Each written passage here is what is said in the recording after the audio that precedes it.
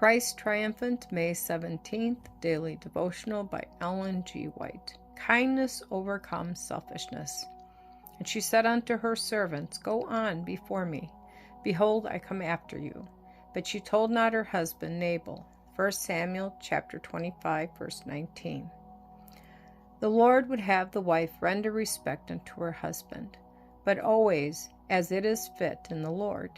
In the character of Abigail, the wife of Nabal, we have an illustration of womanhood after the order of Christ, while her husband illustrates what a man may become who yields himself to the control of Satan.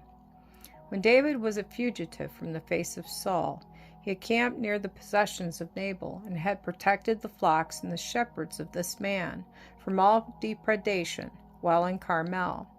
In a time of need, David sent messengers to Nabal with a courteous message, asking for food for himself and his men, and Nabal answered with insolence, returning evil for good and refusing to share his abundance with his neighbors.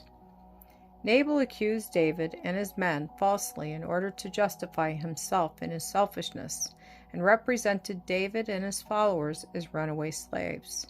One of the young men in the employ of Nabal, fearing that evil results would follow Nabal's insolence, came and stated the case to Nabal's wife, knowing that she had a different spirit from her husband and was a woman of great discretion.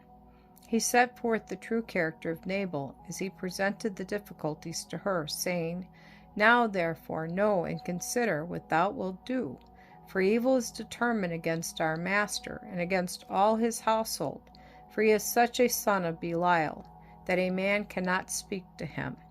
1 Samuel chapter 25, verse 17. Abigail saw that something must be done to avert the result of Nabal's fault, and that she must take the responsibility of acting immediately without the counsel of her husband. She knew that it would be useless to speak to him, for he would receive her proposition only with abuse and contempt. He would remind her that he was the Lord of his household, that she was his wife and therefore in subjection to him, and must do as he should dictate. She gathered together such stores as she thought best to consolate the wrath of David, for she knew he was determined to avenge himself for the insult he had received. Abigail's course in this matter was one that God approved, and the circumstance revealed in her a noble spirit and character. Abigail met David with respect, showing him honor and deference, and pleaded her cause eloquently and successfully. While not excusing her husband's insolence, she still pleaded for his life. She also revealed the fact that she was not only a discreet woman, but a godly woman, acquainted with the works and ways of God in David.